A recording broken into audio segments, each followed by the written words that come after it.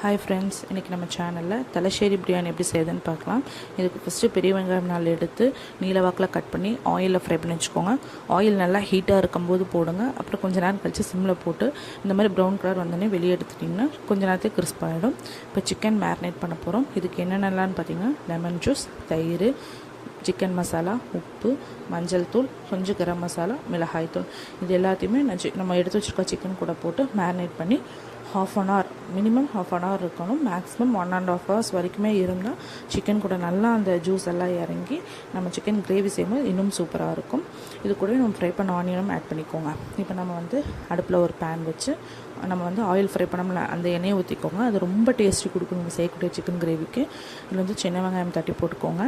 கூடவே பெரிய வெங்காயம், கொஞ்சம் இஞ்சி பூண்டு மசாலா போட்டுக்கோங்க. நான் அதே மாதிரி மேரினேட் பண்ணதில் போட்டதை காமிக்கலை, நீங்கள் அதிலே போட்டுக்கோங்க. இதில் கொஞ்சமாக ஆட் பண்ணிக்கோங்க. கூடவே தக்காளி போட்டு தக்காளி நல்லா குழைய வேகிற வரைக்கும் வெயிட் பண்ணுங்கள். அதுக்கப்புறம் நம்ம மேரினேட் பண்ண சிக்கன் வச்சுருக்கோம்ல அதை தூக்கி இந்த கிரேவி கூட ஆட் பண்ணி நல்லா மிக்ஸ் பண்ணிக்கோங்க.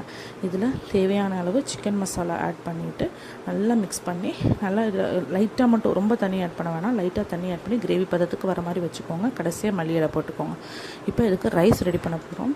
இதுக்கு பாஸ்மதி அரிசியில் செஞ்சால் நல்லாயிருக்கும். நான் 2 கப் பாஸ்மதி எடுத்துருக்கேன். அதுக்கு 4 கப் தண்ணி வச்சுருக்கேன். இதில் 2 பிரியாணி இலை, ஒரு பட்டை, ஒரு அன்னாச்சி பூ, காஞ்ச ரோஸ் இதழ், 3 கிராம்பு, 2 ஏலக்காய், தேவையான அளவு உப்பு, நான் ஆனியன் ஃப்ரை பண்ணுற எண்ணெய் ஊற்றிருக்கேன். அது கூட 1 ஸ்பூன் நெய்யும் ஊற்றிருக்கேன்.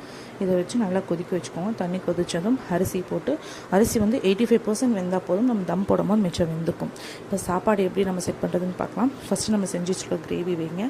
கூடவே மேலே நம்ம இப்போ வேக வச்சு எடுத்த சாப்பாடு, இது மேலே ஃப்ரை பண்ண ஆனியன்ஸ், கொஞ்சம் மல்லி, புதினா போட்டுக்கோங்க. இது நான் கலருக்கு கலர் பவுடர் பாலில் மிக்ஸ் பண்ணி ஆட் பண்ணியிருக்கேன். உங்களுக்கு கலர் பவுடர் வேணான்னா ஸ்கிப் பண்ணிக்கோங்க. அதுக்கு பதிலாக நீங்கள் மஞ்சத்தூள் பாலில் ஆட் பண்ணி போட்டுக்கலாம்.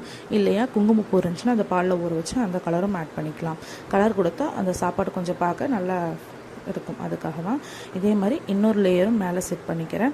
மேலவே நீங்கள் ஆனியன் கூட முந்திரி தோசை வேணும்னா நெய்யில் ஆட் பண்ணி நெய்யில் வறுத்து நீங்கள் மேலே ஆட் பண்ணிக்கலாம். அது ஆப்ஷனல் தான், உங்களுக்கு வேணுன்னா போட்டுக்கோங்க.